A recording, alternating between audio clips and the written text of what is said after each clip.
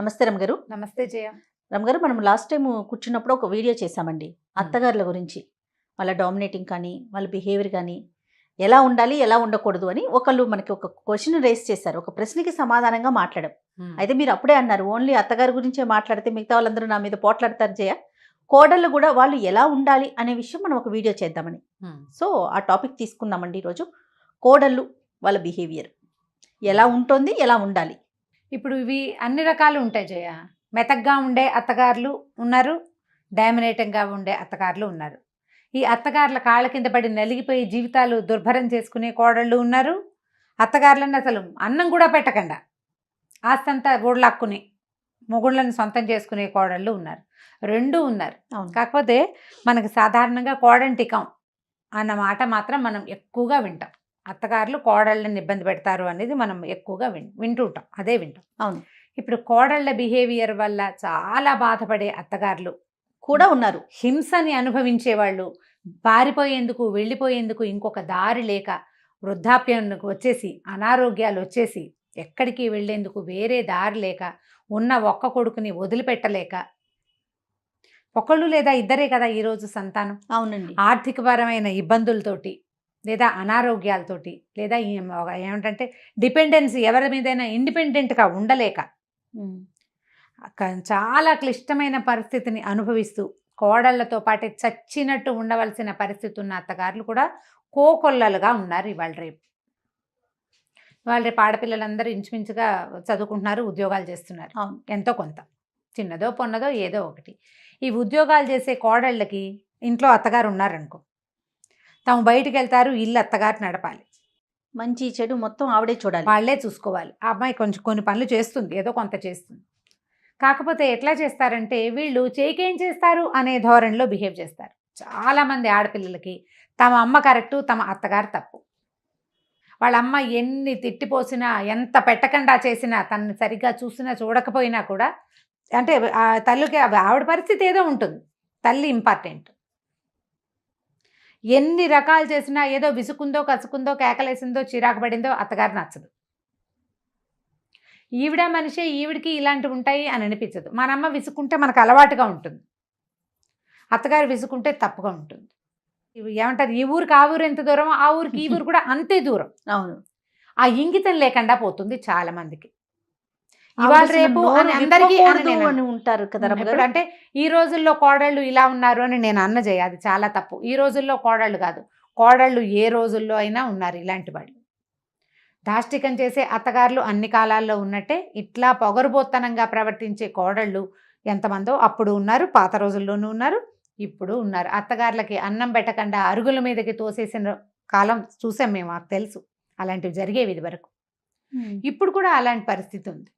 ఇప్పుడు ఇంకా తెలివిగా చేస్తున్నారు, తెలివిగా చేస్తారు. తెలివిగా చేయటమే కాకుండా అత్తగారి బంగారం కావాలి, అత్తమామ సంపాదించిన ఆస్తులు కావాలి, అత్తగారు సపోర్ట్ చేయాలి తన్ని, కానీ తన రూపే నడవాలి. ఒక్క అక్షరం తేడా వచ్చినా సహించదు. ఆ రోజున మీరు ఇలా అన్నారు దగ్గర నుంచి మొదలు పెడతారు. మనం మనుషులం, ఇవి మనుషులకు అత్యంత సహజమైనది. మనకి మనిషి అవసరం ఉంది, మన పిల్లలకి పెద్దవాళ్ల తోడు కావాలి, మనకి ఇంట్లో ఒక మనిషి ఉండాలి, వీళ్లతో నేను కొంత సర్దుకోవాలి. పైగా నేను సంపాదించని, నేను ఏ రకంగానూ ప్రయత్నం చేయకుండా వచ్చిన ఆస్తి మీద నాకేం అధికారం ఉంది అనే ఆలోచనే ఉండట్లే. ఆత్మాభిమానం లేదు ఆడవాళ్ళకి. అంటే ఎలా ఆలోచిస్తారంటే నా భర్త, వాళ్ళ బిడ్డ, సో అది నాదే కదా అన్న ఆలోచన వస్తుంది తప్ప నాది కాదు అన్న ఆలోచన రాదు. నా భర్త, వాళ్ళ బిడ్డ, నా భర్తకి బాధ్యత లేదా? అది నా భర్త వాళ్ళ అమ్మా నాన్నని చూడాలంటే నేను కూడా చూడాలి. అలా కాకుండా ఆస్తుల వైపు మాత్రమే ఆలోచన వచ్చింది నాది అని, కానీ బాధ్యత వైపు ఆలోచించలేకపోతుంటారు. ప్రధానంగా ఆడవాళ్ళకి ఏంటంటే వీళ్ళకి వెన్నెముక లేదు, ఆత్మాభిమానం లేదు, సిగ్గు శరం లేవు. సంపాదించని ఆస్తి మీద నీకెట్లా హక్కు ఉంటుంది? చిన్న పాయింట్ కదా, చాలా చిన్న పాయింట్. నువ్వు బాధ్యత తీసుకో, నీకు హక్కు ఎక్కడి నుంచి వస్తుంది? తీసుకోని బాధ్యత వెనకాల వచ్చే హక్కుని తీసుకుంటున్నారు అంటే మీకు వెన్నుపూస లేదు, వెన్నెముక లేదు, మనుషులు కాదు మీరు. ఇక్కడ ఇంకొక విషయం రమ్మగారు, మేము డబ్బిచ్చి కొనుక్కుంటున్నాం కదా నా భర్తని అని ఆలోచన కూడా ఉంటుంది. ఎందుకు కొనుక్కుంటావు? మొగుడినే కొనుక్కో. అప్పుడు అత్తగారి ఆస్తులు ఎందుకు కొనుక్కుంటావు నువ్వు? అది మొగుడిని కొనుక్కో, నీకు అంత ఎక్కువగా ఉంటే. ఖచ్చితంగా అదే అదే ప్రశ్న. ఇప్పుడు నేను డబ్బిచ్చి ఈ ఇంటికి వచ్చాను, అలాంటప్పుడు నన్ను ఎందుకు చూడరు? మేమిద్దరం ఒకటే కదా, అతని ఆస్తి నా ఆస్తే కదా అన్న ఇప్పుడు ఆలోచన నీ వస్తుంది కదా. ఆస్తంతా అతనిది కాదు, వాళ్ళు డబ్బు ఇచ్చి వదిలించుకున్నారు మీ అమ్మ నాన్న, సరిగా చెప్పాలంటే. మరి ఇప్పుడు ఈ మాట వస్తే ఇది కూడా రావాలి కదా, అంతే.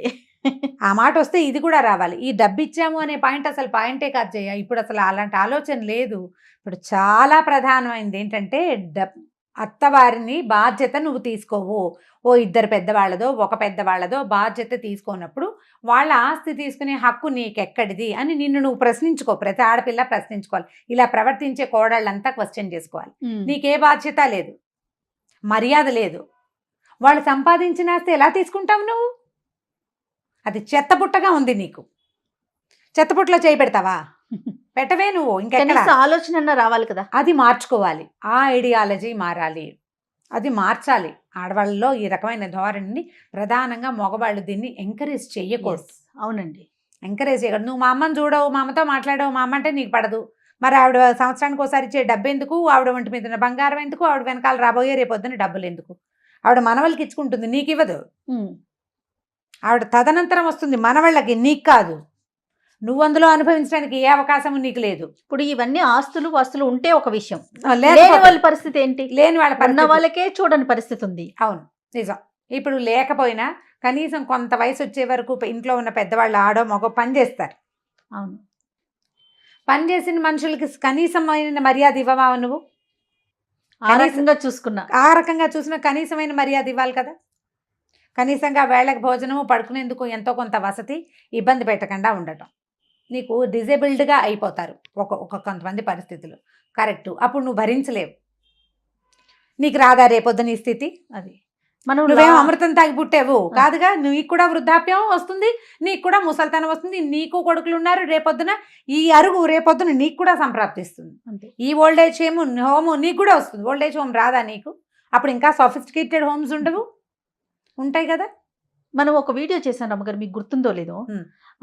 అమ్మని కానీ అత్తయ్యని కానీ ఇంట్లో ఉంచుకున్నప్పుడు వాళ్ళకి ఓపిక ఉన్నంత వరకు మన పిల్లల్ని చూస్తారు, అంటే వాళ్ళ బాధ్యత అని మనం అంటాం. కానీ రేపొద్దున వాళ్ళు మంచాన్ని పడినప్పుడు వాళ్ళ వయసు కొంచెం పెరుగుతుంది, ఈలోపు మన పిల్లలు కూడా పెరిగిపోతారు, వాళ్ళు చూడాల్సిన అవసరం ఉండదు. అవును, అలాంటప్పుడు ఆ బాధ్యత మనం తీసుకోవాలనే కోణంలో ఒక వీడియో చేసాం. తీసుకోవాల్సిందే. అది నువ్వు బాధ్యత తీసుకుంటే రేపొద్దున నీ బాధ్యత తీసుకునేందుకు తర్వాత తరం తయారవుతుంది ఒకటి. లేదా నువ్వు అసలు ఎవరి బాధ్యత మీద ఉండవలసిన అవసరం లేని పరిస్థితి ప్రకృతి నీకు కల్పిస్తుంది. నువ్వు బాధ్యత తీసుకో, ఇర్రెస్పాన్సిబుల్. నువ్వు మనిషిగా ఉండడానికి కూడా పనికిరాం, మనం మనుషులుగా కూడా పనికిరాం. అవునండి. నువ్వు అత్తమామ బాధ్యత తీసుకో, నీ పిల్లలు నీకు పంచ ప్రాణాలు. అబ్బో అసలు మామూలుగా కదా, మా అత్తగారు మా ఆయన్ని బాగా పెంచలేదు, నేను అద్భుతంగా పెంచుతానంటావు. తాత బొచ్చ తరతరాలు జయ, దాన్ని తప్పించుకోలేం మనం. అవునండి. నువ్వు అద్భుతంగా పెంచిన నీ కొడుకు రేపొద్దున ఏ కోడలకో దొరుకుతాడు. నీలాంటి బ్యాడ్ ఐడియాలజీ ఆ అమ్మాయికి కూడా ఉంటుంది. ఇది ఎక్కడో చోట కట్ చేయొద్దు. నీ తరంలో నువ్వు మార్చు, కనీసం నీ తరంలో నువ్వు మారిస్తే నువ్వు ఈజీగా చేస్తావు జయ. నేను ప్రతిసారి మా అమ్మ గురించి చెప్తుంటాను నీకు. మా నాయనమ్మ తాతగారు పోయిన 10వ రోజున పడిపోయారు. ఆవిడకి మనిషి చాలా పొడుగట. మేము ఆవిడని చూడలే. మాకింతే చిట్టి నాయనమే తెలుసు. పొంగిపోయారే, అప్పుడు వంగిపోయారు. ఆస్టియోపొరోసిస్ ఉంది ఆవిడకి, చాలా భారీ మనిషి. అట్లా మా చిన్నాయనమ్మ కూడా ఇట్లా వంగి ఉండేవారు. వాళ్ళ ఫ్యామిలీలో ఉంది మనుషులు అట్లా కృషించిపోవటం, బొంకలు అట్లా పలచలైపోయి దగ్గరికి అయిపోతాయి అనమాట. అయితే చిన్న మనిషిగానే ఉండేవారు మా నాయనమ్మ. పడిపోతే తుంటి విరిగిపోయింది జయ.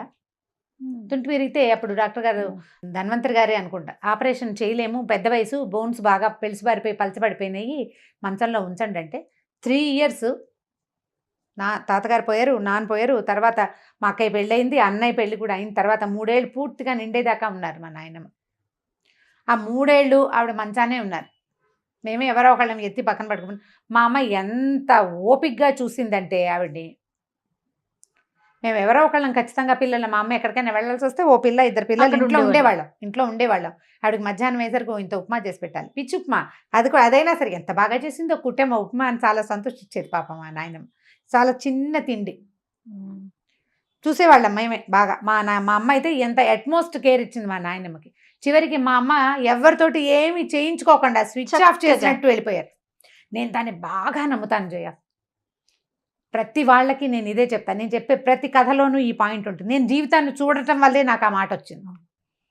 నాయనమ్మ పోయిన 20 సంవత్సరాల తర్వాత ఎప్పుడో మా అమ్మగారికి నాయనమ్మకి చాలా డిఫరెన్స్ ఉంది. ఇంచుమించు మా నాయనమ్మ 86లో పోయి ఉంటారు కదా. మా అమ్మ 2010 దాకా ఉన్నారు. ఇన్ని సంవత్సరాలు ఆవిడ హాయిగానే ఉన్నారు మా అమ్మ, ఏం ఇబ్బంది పడలే.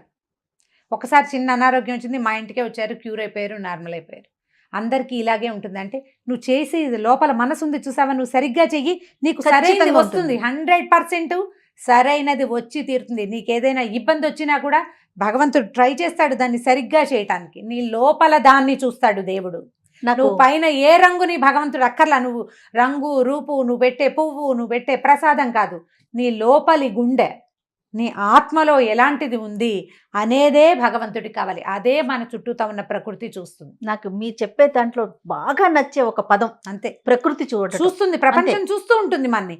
దాని ఖచ్చితమైన సమాధానం వస్తుంది. నువ్వు సరిగ్గా బిహేవ్ చేయి అత్తగారితో, ఎవరి కోసమో కాదు, నువ్వు చెయ్యాలి, చేయటం అంతే. నీ బాధ్యత, నీ బాధ్యత.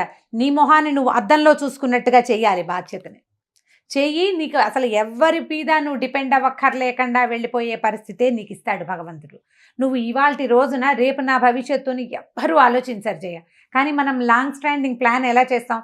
ఒక 22, 21కి చదువు అయిపోయింది అనుకో, ఉద్యోగం, ఆ తర్వాత ఒక 3 ఏళ్ళకి, మగ పిల్లలైతే ఇంకో 5 ఏళ్ళకి పెళ్ళి, ఓ ఇల్లు, బండి, కారు, 40కి అదేదో, 50కి రిటైర్మెంట్, నేను హాయిగా వరల్డ్ టూర్ ఆలోచించవు నువ్వు. ఇవన్నీ ఆలోచించేటప్పుడు నువ్వు నీ వృద్ధాప్యము, నీ తాలూకు మరణము, దాని గురించి నువ్వు ఎందుకు ఆలోచించాలి? ఆలోచిస్తావా? ఆలోచించి తీరాలి ప్రతివాడు. నేను పెద్దయ్యాక నా పరిస్థితి ఏంటని మగవాడు ఆలోచించాలి, ఆడది ఆలోచించాలి. నాకు అలాంటివి రాకూడదు అంటే నేను ఇలాంటివి చేయకూడదు అని తెలుసుకోవాలి మనం. ఇప్పుడు ఈ పనులు వీటన్నిట్లలో నువ్వు కర్మ సిద్ధాంతమే అప్లై అవుతుంది జయ. అవును రమ్ గారు. ఇప్పుడు నీకు బాధ్యత, నువ్వు చెయ్యాలి. బాధ్యత లేని చోట హక్కులు ఉండవు. అస్సలు హక్కు తీసుకోవడానికి నీకు సిగ్గులేదని అర్థం. నువ్వు హక్కులు తీసుకుంటాను, హక్కులన్నీ పుచ్చుకుంటాను, నేను బాధ్యతగా ప్రవర్తించినంటే నువ్వు మనిషిగా ఉండడానికి పనికి రావని అర్థం. మనుషులం కాదా మనం? దాని మానవత్వాన్ని, మనిషితనాన్ని భగవంతుడు నీకు ఇస్తే దాన్ని నిలబెట్టుకోవు. నువ్వు ఎందుకు చదువుకుంటున్నావు? ఇదివరకట్లాగా ఆడవాళ్ళు ఇళ్లలోనో వెనకాల మగ్గిపోవాల్సిన పరిస్థితి కాదు కదా. నువ్వు ముందుకెళ్తున్నావు, ప్రపంచాన్ని నీతో పాటు తీసుకెళ్ళగలుగుతున్నావు. సంపాదన వైపే మనం ముందుకెళ్తున్నాం అనే ఆలోచన మానుకొని అన్ని విషయాల్లో కూడా ముందుకెళ్లే ప్రయత్నం మనం చేసేయాలి. మనంతటా మనమే. మీ వ్యక్తిత్వము, మీ విశాలమైన దృక్పథము, విశాలమైన భావాలతోటి ప్రపంచాన్ని ముందుకు తీసుకెళ్ళినడమ్మా. ప్రతి వాళ్ళు దీనికి ట్రై చేయాలి. మీ ఫ్రెండ్స్, మీ కజిన్స్, మీ సిస్టర్స్ ఎవరైనా ఇట్లాంటి దుష్ప్రవర్తన ఉంటే ఇది చేయొద్దని చెప్పే స్వతంత్రాన్ని తీసుకోండి. ప్రతి వాళ్ళు చెప్పడం కదా, ఆడవాళ్ళు అసలు ఇంకొకరితో చెప్పించుకునే పరిస్థితిలోకి వెళ్లకుండా ఉంటే బాగుండా అనిపిస్తా ఉంటుంది. వెళ్లకుండా ఉండాలి. మీ అత్తగారితో సరిగ్గా ఉండు, ఇల్లు బాకలు సరిగ్గా చూసుకో, నీ బాధ్యతని నువ్వు నెరవేర్చు అనే మాట నువ్వు ఎవరితోటైనా చెప్పించుకోవాల్సి వచ్చిందంటే, నీ మొహం మీద మచ్చుందని ఎవరైనా చెప్పాలా నీకు? అద్దం చూసుకుంటే తెలీదు నీకు? జీవితాన్ని అద్దంగా చేసుకోండి అమ్మా. ప్రతి వాళ్ళు కూడా మన జీవితం మనకి అద్దంగా ఉండాలి. మనని మనం హాయిగా చూసుకోగలగాలి. ఇక్కడంతా ఏదో ఉందనుకో, చూడంగానే ఎలా ఉంటుంది? జుగుప్సాకరంగా ఉంటుంది. ఇప్పుడు అది చూసుకోకూడదు. నీ మొహాన్ని ప్రశాంతంగా నువ్వు చూసుకోవాలి అద్దంలో. నీ జీవితాన్ని చూస్తే నువ్వు చేసిన సరైన పని, సజావైన నీ ప్రవర్తన, బాధ్యతాయుతమైన నీ మనస్తత్వము, నీ ప్రవర్తన కనపడితే నీ తర్వాత పిల్లలు, నీతో పాటు ఉండే ప్రపంచం అంతా నిన్ను మన్నిస్తుంది. ఇవాళ అత్తగారికి వచ్చిన స్థితి నాకు రాదని అనుకోవద్దు. డెఫినెట్గా వస్తుంది. మీకు పెళ్లి కాకముందు మీరు చిన్నపిల్లలు, పెళ్ళయింది, ఒక తల్లి అయ్యారు, పిల్లలు పెద్దగా అవుతారు. ఏడాదికి పిల్లలు పెరగరు. వాళ్ళతో పాటు నువ్వు పెరగవు. ఎన్నాళ్ళు ఉంటావు? మనం ఏమైనా అతిలోక సుందరులమా ఎల్లకాలం యంగ్గా ఉండడానికి? ఏం కాదు. మనమేమి అమృతం తాగలేదు. ఎవ్వరికీ తప్పదు అది. ఇది ఆలోచించుకుని ప్రవర్తించాలి ప్రతి కోడలు కూడా. మనం అత్తగారులకి చాలా చెప్పాం జయ. కోడళ్ళ అవ్వాల్సిన పిల్లలు, ఇప్పుడు ఇంకా రేపొద్దున పెళ్లిళ్ళు చేసుకోబోయే వాళ్ళు, ఆల్రెడీ పెళ్లిళ్ళు అయిపోయి ఉన్నవాళ్ళు, ఆల్రెడీ ఇలాంటి ప్రవర్తనా లోపాలు కలిగి ఉన్న వాళ్ళు ఇప్పటికైనా తప్పేదేలేదు, మార్చుకోండి. ఎందుకంటే మిమ్మల్ని ప్రకృతి గమనిస్తూ ఉంటుంది. అది స్పేర్ చేయదు మిమ్మల్ని. మీ భర్త, పిల్లలు మిమ్మల్ని క్షమించేస్తారు మీ ప్రవర్తన ఎలా ఉన్నా, కానీ ప్రకృతి మాత్రం క్షమించదు. ఎప్పుడూ మీకు ఇతరుల సహాయం అవసరమయ్యే పరిస్థితికే మిమ్మల్ని తీసుకొస్తుంది. ఆ పరిస్థితి తెచ్చుకోకూడదంటే ప్రవర్తనా లోపాలు సరి చేసుకోండి. అత్తగారు మన భర్తకి తల్లి, మామగారు మన భర్తకి తండ్రి, అతని తోబుట్టువులు. ఇప్పుడు అతను వాళ్ళకే ఇంపార్టెన్స్ ఇస్తున్నాడు అంటే మీరు కొంత బాధపడచ్చు. కానీ మీరు అసలు అతని వైపు, అతన్ని వాళ్ళ వైపు కూడా చూడనివ్వకుండా చేయటం తప్పు కదా. అది అది చేయకూడదు. అది జాగ్రత్త పడితే బాగుంటుంది. నమస్తే రమ్మగారు. నమస్తే జయ. రమ్మగారు, పంచతంత్ర కథలు, మంచి సరదా కథలు చెప్తారు మీరు. అలాంటిది ఏదైనా ఒకటి. ఒక ఊళ్ళో ఒక పద్మశాలి అతను ఉండేవాడు. పద్మశాలి అంటే బట్టలు నేస్తారు కదా. అవునండి. అయితే ఆయన ఏం చేశాడంటే ఓసారి మామూలుగా పద్మశాలి మగ్గాలు రాట్నాన్ని వడకటము అవేవో ఉంటాయి చేస్తారు, కర్రలతో ఏర్పరిచి పెట్టుకుంటారు కదా. ఈ రాట్నం కాదు, దాన్ని ఏమంటారు, నేత పని చేసేదాన్ని. రాట్నం అంటే నూలు వడికేది. ఆ నేత పని చేసేటప్పుడు ఇలా పైనుంచి లాగడానికి పోతాడు. ఆ బట్టలు ఐడియా ఉందండి, దాని పేరేంటో తెలియట్లేదు. నాకు కూడా పేరు గుర్తు రావట్లేదు. పడుగు పేక అంటారు.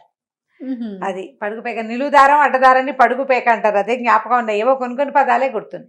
అయితే ఈ బట్టలు నేసే వ్యవహారానికి కావాల్సిన చెక్కలన్నీ వాళ్ళ ఇంట్లో ఉన్నవి పాడవుతున్నాయి. దాంతో బట్టల మీద మరకలు పడుతున్నాయి.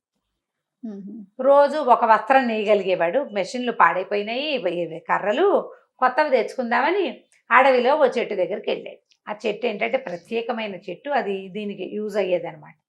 చెట్టు కొట్టదాం అనుకున్నాడు. కొమ్మలు నరుక్కుని పట్టుకెళ్ళొద్దు. ఆ చెట్టు కొట్టబోయేసరికి ఆ చెట్టుని ఆశ్రయించుకుని ఉన్న ఒక గంధర్వుడు దిగొచ్చి ఏమన్నాడు, ఓరి నాయనా చెట్టు కొట్టబాకరా, నీకేమన్నా కావాలంటే అడుగు, అది నేను ఇస్తా అన్నాడు. అయితే ఇతను అన్నాడు, ఈ సాలైనా అది కాదండి, ఇప్పుడు నాకు జీవితానికి ఆధారం మగ్గమే ఆధారం, దానికి ఈ కర్ర, నాకు ఎందుకండి మీ సలహాలు, నేను బట్టలు వేసుకోవడానికి వస్తువులు కావాలి, కర్రలు తీసుకెళ్తానండి అన్నాడు. ఆయన బతిమలాడాడు గంధర్వుడు. బాబు, సంవత్సరాల తరబడి చెట్టు మీద ఉన్నాను రా, చెట్టు కొట్టేస్తే నా శక్తి అంతా పోతుంది, నీకు ఏది కావాలో అడుగు, ఆలోచించుకుని అడుగు పోని అన్నాడు. అనేసరికి ఇతను అన్నాడు, ఉండండి, మరి నేను నా స్నేహితుడిని కానీ నా భార్యని కానీ సలహా అడిగొస్తా, ఏమడగాలో అని చెప్పేసరికల్లా సరే అని అన్నాడు గంధర్వుడు. నువ్వు మళ్ళీ రా, నువ్వు నా చెట్టు మీద తెరితే నేను కిందకు వచ్చి నీకు కావాల్సింది ఇస్తానన్నాడు. వెళ్ళేసరికల్లా ఈయనకున్న స్నేహితుడు ఎవరు, ఒక మంగలి బార్బర్. ఆ బార్బర్ దగ్గరికి వెళ్ళి ఎరనైనా ఫలానా ఒక చెట్టు, ఆ చెట్టు కొట్టేయబోయాను, మరి అంత చెట్టులో ఒక గంధర్వుడు ఉన్నాడు, ఆయనేమో నీకేం కావాలో అడగరా నాయన ఇస్తానంటున్నాడు, ఏమడిగితే బాగుంటుందో సలహా చెప్పన్నాడు. అనేసరికల్లా ఇతను అన్నాడు, మంగళతను, చక్కగా ఈ దేశానికి రాజు అయిపోవాలని కోరుకోరా, రాజు అయిపో, పోళ్ళు ధనం ధాన్యం అన్నీ ఉంటాయి, ప్రజలంతా నీ మాట వింటారు, చక్కగా ఏ పని కావాలంటే ఆ పని చేయించుకోవచ్చు హాయిగా, రాజు అయిపో, రాజుని చేయమని కోరుకో సలహా ఇచ్చాడు ఈయన ఆలోచించుకుంటున్నాడు. సరే మా ఆవిడని కూడా అడుగుతాను రా అన్నాడు. మంగళ అన్నాడు, ఆడాళ్ళకి ఏం తెలుస్తుందిరా నాయన, ఆడవాళ్ళకి ఏం తెలుస్తుంది చెప్పు, ఆ అమ్మాయికి ఏం తెలుసు, ఏదో వంట వండుతుంది, పిల్లల్ని పెంచుతుంది, నువ్వేదో 10 రూపాయలు తెస్తే పావలా ఖర్చు పెట్టి ₹1/2 దాచిపెట్టి అంతే చేస్తుంది.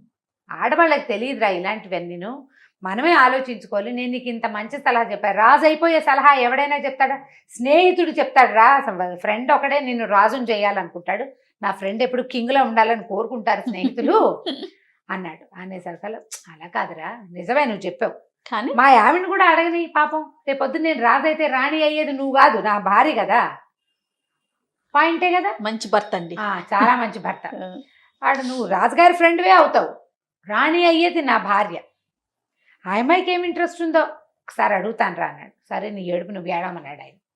ఈ పోయి రాజుగారు, ఈ రాజు అవ్వాల్సినటువంటి ఈ సాలైన భార్య దగ్గరికి వెళ్ళాడు.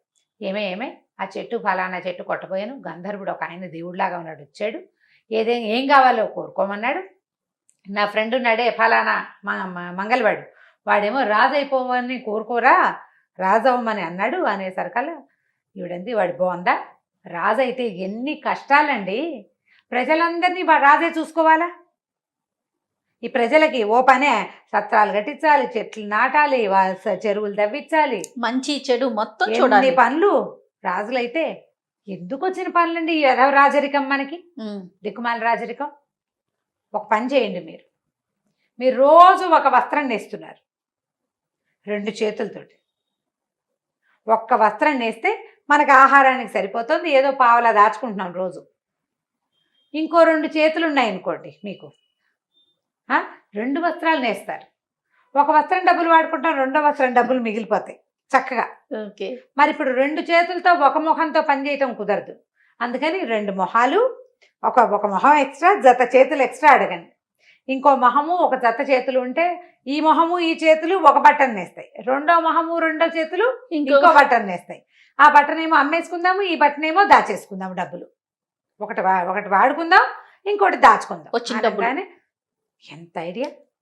వాడికేం తెలుసు, పిచ్చి వెధవా, నా భార్యకి తెలిసినంత ఎవరికైనా తెలుస్తుందా అని ఈయన పోయి ఆ గంధర్వుడిని అడిగాడు, అయ్యా నాకు ఇంకొక తల ఇంకో జత చేతులు ఇవ్వండి అన్నాడు. అలాగే అన్నాడు గంధర్వుడు. వీడి తల పక్కన టింగ్మని ఇక్కడ ఒక తల వచ్చింది, ఈ 2 చేతులతో పాటు ఇంకో 2 చేతులు వచ్చినాయి. ఈ 4 చేతులు 2 తోటి ఈయన ఊళ్ళోకి నడిచి రాగానే జనాలు హడిలిపోయారు, వీడెవడో రాక్షసుడు వస్తున్నాడు అని. రాక్షసుడు మరి రాళ్ళు వేసి కొట్టేశారు. రాబా ఈవిడ చెప్పబోయింది, అయ్యో 2 మొహాలు 4 చేతులు ఉన్నవాడు నా మొగుడేనని. వీళ్ళకి అర్థం కాలేదు, వీరు రాళ్ళేసిన కొట్టిన వాళ్ళలో మంగళవాయిని కూడా ఉన్నాడు. రాక్షసుడు వీడెవడో, 2 తలకాయలు ఉంటాయా మనిషి అన్న వాడికి ఎవరికైనా. దాంతో సావు కొట్టి చెవులు మూసారు. ఆయన అలో లక్షణాన్ని పరిగెత్తుకుంటూ చెట్టు దగ్గరికి వెళ్ళాడు.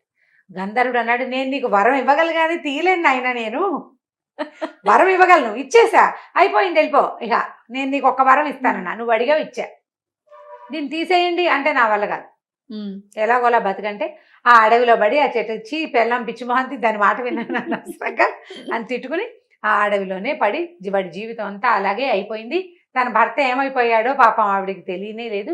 మెల్లిగా ఆవిడే ఆ మగ్గం తిప్పుకొని బట్టలు వేసుకుని ఎలా ఆగోలాగా బతికింది. కథ కంచికి మనం ఇంటికి. బాగుంది. ఇప్పుడు తెలివిగల ఆలోచన ఎవరిది? ఫ్రెండ్ది. భార్యామణి ఏం చేసింది? కానీ అందరూ అలా ఆలోచిస్తే ఎలా రాము గారికి? అలా ఏ ఆలోచిస్తారు. భర్త కూడా భార్యని సలహా అడగడండి. విన్ను ఆగు. ఇది పంచతంత్రంలో ఎప్పుడు చెప్పారంటే పెళ్ళాలు చెప్పిన సలహాల్ని పునరాలోచించుకోవాలి. ఒకటి, భార్య తెలివితేటల మీద ప్రగాఢ విశ్వాసం నీకు ఉన్నప్పటికీ నువ్వు పునరాలోచించుకో. స్నేహితుడితోటి ఆలోచించు. నువ్వేం చేసావు? స్నేహితుడు చెప్పిన సలహాని భార్య దగ్గర చెప్పావా? మరి భార్య చెప్పిన సలహాను కూడా స్నేహితుడి దగ్గర చెప్పాలి కదా. వీడు పోయి చెప్పుంటే, ఒరే నీ బొందా, నీకు 2 తలకాయలు రావటం ఏమిట్రా అని వాడు తిట్టేవాడు. చెప్పలేదు. మా ఆవిడ చెప్పింది, రాజు అయితే చాలా కష్టాలు ఉంటాయని. వాడికి తెలియక పిచ్చి విధవా నా ఫ్రెండ్ ఇలాంటి సలహా చెప్పాడని అనుకుని, స్నేహితుడే పిచ్చివాడు అనుకుని భార్య తెలియగలదు అనుకుని వెళ్ళాడనమాట. భార్యని కాదు, ఎవరైనా సలహా చెప్తే పునరాలోచన చేయాలి ఖచ్చితంగా. దాని మీద ఆత్మ విమర్శ చేసుకుని ఎవరిదైనా సలహా తీసుకుని అప్పుడు ప్రయత్నం చేయాలి. లేనిపోని అంటించుకుంటే వదలవు, దిగవు, అప్పుడు కష్టం వస్తుందన్నమాట. ఇది సరదా కథేనమ్మా. ఆడాళ్ళందరూ ఇలాంటి సలహాలు చెప్తారని నేను అనకూడదు, నేనేమో సలహాలు చెప్పే పొజిషన్ లో ఉన్నాను కదా. అంతే, సరదా కదా. సరదా చాలా కథ. బాగుంది. రైట్. నమస్తే రమ్మగారు. నమస్తే జయ. రమ్మగారు, మనం గతంలో 2 జన్మల కథలు కొన్ని చెప్పుకున్నాం, ఒకటి చెప్పుకున్నట్లున్నాం. అలాంటివి ఇంకేమైనా ఉన్నాయండి? అవి భలే ఇంట్రెస్టింగ్ ఉంటాయండి. అవి ఒకటి గత జన్మ రహస్యాలని, పునర్జన్మలని, ఇలాంటివి వినటానికి కూడా పునర్జన్మే, మళ్ళీ పుట్టడం. పూర్వం రత్నాధిపుడు అని ఒక రాజుగారు ఉండేవాడు. ఒక దీవికి రాజు, చాలా పెద్ద దీవి. అయితే ఏంటంటే ఈయనకట చుట్టుపక్కల అన్ని రాజ్యాలు జయించేయాలి, అందరూ రాజకన్యల్ని వివాహం చేసేసుకోవాలి, అలాంటి కోరిక. చాలామంది రాజకన్యలతోటి వివాహం కావాలి, చాలా రాజ్యాలు తన కైవశం కావాలి. విష్ణుమూర్తిని బాగా ధ్యానించి ప్రార్థించేవాడు ఈ విషయం కోసం, ఈ విషయం గురించి. విష్ణుమూర్తిని ప్రార్థన చేశాడు చాలా కాలం. ఒక రకమైన తపస్సులాగా నిత్య పూజ జరిపితే ఒకనాడు విష్ణువు ఆయన అనుగ్రహించాడు.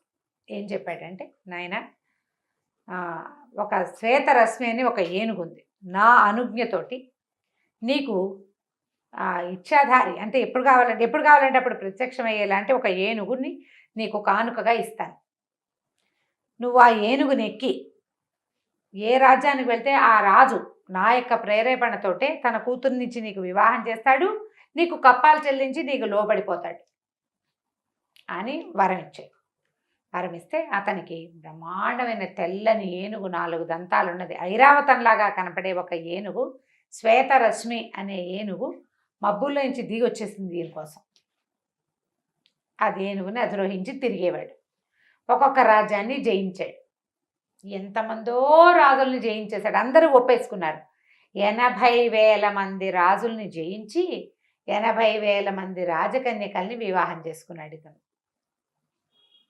80,000 మందితోటి ఏం చేశాడు, ఎలా చేశాడు, సంసారం వాళ్ళతో ఎలా జాగ్రత్త పెట్టాడు, కొట్టు చావకుండా ఎలా చేశాడు, అసలు ఎలా గుర్తున్నారు ముందు? అవన్నీ అడగద్దు. ఓకే. అయితే ఏమైంది, ఈ 80,000 మంది భలే హాయిగా చాలా సంతోషంగా చాలా గొప్పగా విశేషంగా జీవించాడు ఆయన. అయితే ఒకసారి ఏమైందంటే ఈయన దాంతో ఒక జైత్రయాత్ర ముగించి నగరానికి వస్తుండగా, నగరానికి బయటే ఇంకా నగర ప్రవేశం చేస్తూ ఉండగా ఒక పక్షి చాలా పెద్దది, అది ఏం చేసిందంటే ఏనుగుని ముక్కు పెట్టి గుచ్చేసింది. అంటే మామూలుగా పైన పక్షులు ఎగురుతుంటాయా, తల మీద తన్నేస్తుంటాయి, కొడుతూ ఉంటాయి. అవునండి. ఓ పక్షి దీనిని కుంభస్థలం మీద గుచ్చింది. గుచ్చేసరికి ఈయన ఏం చేశాడు, గబగబా అంకుశంతో పక్షిని తోలాడు. కానీ సరిగ్గా దానికి ఎక్కడ తగిలిందంటే ఆ దెబ్బ, ఆ ముక్కు దెబ్బ అమిత వేగంతో వచ్చింది. పెద్ద గండభేరుండ పక్షి, చాలా బరువైనది. ఒక అశనిఘాతం లాగా తగిలేసింది ఏనుగుకి. తగిలేసి గుడ్లు తేలేసేసింది. ఏనుగు పడిపోయింది కింద. ఇక తిప్పుకోల, స్పృహలోకి రాల, ఒక రకమైన మూలుగు, కదలిక లేదు, చాపచొట్లాగా పడిపోయి ఉంది. ఈయన ఎంత ప్రయత్నం చేసినా ఏనుగుని స్వస్థత పరచలేపాడు. భగవద్దత్తమైన ఏనుగు అది ఎందుకు పడిపోయిందో ఈయనకు తెలియలేదు. అక్కడి నుంచి వార వీర ఎంతమందినో పిలిచి అడిగాడు ఏం చెయ్యాలి. ఇంకా ఊరు దాట్లా, ఊళ్ళోకి వెళ్ళే అవకాశం లేదు, ఊరు బయటే, ఇది అంటే నగర ద్వారాల బయటే జరిగింది. అప్పుడు తాంత్రికులు, కర్తాంతికులు వాళ్ళని వీళ్ళని అందరినీ పిలిస్తే వాళ్ళు ఏమన్నారంటే, మహాపతివ్రత హస్తస్పర్శ తగిలితేనే ఇది లేస్తుంది, ఇది దైవికమైన ఏనుగు. ఆ పక్షి కొట్టిన చోట దాని ప్రాణం తలుపు దీని మీద తగిలింది. పతివ్రత ఎవరైనా ఏనుగుని ముట్టుకుంటే ఇది లేస్తుందంటే ఈయన ఉంటే మనకేం కోదమా పతివ్రతలకి, 80,000 మంది లేరు నా భార్యలు. అలాగని భార్యల్ని రప్పించాడు. 80,000 మంది రాజకుమార్తెలు అంటే 80,000 మంది మహారాణిలు, రాణులంతా ఒక్కొక్కళ్ళు విడివిడిగా వచ్చి ఏనుగుని కావలించుకున్నారు. కదలిక లేదు. వాళ్ళు సిగ్గుపడ్డారు. ఈయన తల ఎక్కడ పెట్టుకోవాలో తెలియని స్థితికి వచ్చేసాడు. ఇంతమంది రాణిలో ఒకటి పతివ్రత లేదు, ఈయన కర్మకి పాపం ఎవరు లేరు. ఒక్క భార్య కూడా పతివ్రత కాదు. సిగ్గుతో చచ్చిపోవాలనిపించింది ఈ రత్నాధిపుడికి పాపం. ప్రపంచానికి తెలిసిపోయింది చూడు, ప్రపంచం తెలుసుకుంది ఇది వీళ్ళ పతివ్రతలు కాదు అన్న విషయాన్ని. ఆయన చాలా సిగ్గుపడ్డాడు. ఆ సమయంలో హర్షగుప్తుడనే ఒక వ్యాపారస్తుడు ఈ నగరానికి వస్తున్నాడు వ్యాపారం కోసం. ఆయన ఈ పరిస్థితిని తెలుసుకుని ఏమన్నాడంటే, అయ్యా నా దగ్గర ఒక పనిచేసే ఆవిడుందండి, నాకు దాసురాలు, నాకు సహాయంకురాలుగా వస్తుంది నేను ఎక్కడికైనా వెళ్తే. ఆమె పేరు శీలవతి, మహాపతివ్రత. ఆమె ముట్టుకుంటుందండి మీ ఏనుగునంటే. ఈయన ఏమంటున్నాడంటే 80,000 మంది మహారాణులు అయ్యారు, ఇక శీలవతి ఎవతో వస్తుంది, సరే రాని నాయన అన్నాడు. ఇంకేం చేస్తారు, ఏదో ఒక ప్రయత్నం చేయాలి. ఆ శీలవతి వచ్చి కాళ్ళు చేతులు కడుక్కొని వచ్చి నమస్కరించి ఈ శేతరశ్మిని ముట్టుకునేసరికల్లా లేచింది ఏనుగు. లేచి నిలబడింది, మెల్లిగా తిప్పుకుంది. రాణులు సిగ్గుబడి నగరంలోకి వెళ్ళిపోయారు. ఈ రత్నాధిపుడు ఢామని చాపచొట్టగా పడ్డాడు ఈవిడి కాళ్ళ మీద. మా తల్లి నీ వల్లే నా ఏనుగు బతికింది అని చెప్పి తర్వాత ఏనుగును స్వస్థతపరిచి నగరంలోకి తీసుకెళ్ళిపోయాడు. ఆ తర్వాత ఏం చేశాడంటే రత్నాధిపుడు ఈ శీలవతిని మంచి చేసుకుని ఏమన్నాడు, అమ్మ మీ వంశానికి చెందిన వాళ్ళు ఎవరైనా, మీ కుటుంబానికి చెందిన వాళ్ళు ఎవరైనా చక్కటి పెళ్ళి ఉంటే చెప్పు, నేను పెళ్లి చేసుకుంటా అన్నాడు. ఈయనకి 80,000 మంది మీద విరక్తి పుట్టింది. పతివ్రతల కోవ, శీలవతి మహాపతివ్రత. ఏనుగు చూపించింది కదా దానికి తార్కాణము. ఆవిడ చెల్లెల్లో, ఆవిడ ఆడపడుచు కూతురునో మేనమా కూతురునో చేసుకుంటే వాళ్ళ వంశంలో పోలికలే వస్తాయి, వాళ్ళ వంశం అంతా పతివ్రతలుగా ఉంటారని భావించి అడిగేసరికల్లా శీలవతి ఏమందంటే, అయ్యా మాది తామ్రలిప్తి నగరం అండి, మా చెల్లెలుంది, పిల్ల పేరు రాజదత్త, మీరు కావాలంటే మా చెల్లెల్ని వివాహం ఆడుతురు, కానీ వివాహ యోగ్యమైన వయసులోనే ఉంది పిల్ల అని చెప్పింది. ఈయన ఏం చేశాడు, వెంటనే ఆ హర్షగుప్తుని ఈ శీలవతిని తన శ్వేతరశ్మి ఎక్కించుకుని ఏనుగు మీద కొంతమంది పరివారంతో ఆ తామ్రలిప్తి నగరానికి వెళ్ళాడు. వెళ్ళి పిల్లని చూసి పెళ్లి కుదుర్చుకున్నాడు. ముహూర్తాలు పెట్టేయడానికి కార్తార్థికులు ఏమన్నారు, అయ్యా ఇది సమయం కాదండి, ఈ సమయంలో మీరు కనుక వివాహం చేసుకుంటే మీ భార్య అసతి అయ్యే అవకాశం ఉంది, పతివ్రత కాకపోయే అవకాశం ఉంది, కాబట్టి ప్రస్తుతానికి ఆగండి కొన్నాళ్ళు. అంటే ఆయన నేను ఆగలేనన్నాడు. నేను ఆగలేదు, వెంటనే చేసేసుకోవాలి, పెళ్ళి అయిపోవాల్సిందే ఇప్పుడే ఈ ముహూర్తానికి. కాకపోతే అసతి అవుతుందని అనుమానం ఉంటే అసలు ఆ పిల్లకి రెండో మనిషి కనపడకుండా చేస్తాను నేను. పరాయి మగవాళ్ళు ఎవరైనా ప్రవేశిస్తే కదా ఆ పాతివ్రత్యం భంగం అయ్యేది. అసలు ఆ అవకాశం లేకుండా చేస్తా అని చెప్పి ఏం చేశాడు, ఈ పిల్లని పెళ్లి చేసేసుకుని ఆ రాజదత్తని ఏనుగెక్కించుకుని తన ఇంటికి తీసుకొచ్చేసి తను ఉండే ఊరికి చాలా దూరంగా సముద్రంలో ఉన్న ఒక రత్నాల దీవిని ఈ అమ్మాయికి నివాసంగా చేశాడు. అదొక దీవి. పడవేసుకుని వెళ్తే కానీ మామూలు డింగి పడవలు అవి కుదరవు, పెద్ద పెద్ద నౌకలే వెళ్తాయి అక్కడికి. తను మాత్రమే వెళ్ళేలాగా ఏర్పరిచి ఆ అమ్మాయికి బోళ్ళంత మంది సైనికుల్ని, ఆడాళ్ళనే బోళ్ళంత మంది పరివారాన్ని, సేవకుల్ని ఏర్పరిచి, అన్ని ఆడంగులే, వేరే మగంగుల్ని లేకుండా చేసేసాడు. ఇప్పుడు ఏంటంటే ప్రమాదం రాకుండా ప్లాన్ చేసుకున్నాడు. కాదండి, ఇంత ప్లాన్ చేసుకునే బదులు ఆగొచ్చు కదా కొన్ని రోజులు. ఒక్కొక్కళ్ళకి ఆగలేనితనం ఉంటుంది జయ. పిచ్చి పాడుగాను వాడి పిచ్చితోటి అలా చేశాడు పాప. సరే ఏమైంది, చక్కగా అన్ని ఏర్పరిచాడు. ఆ అమ్మాయిని అక్కడ ఉంచాడు.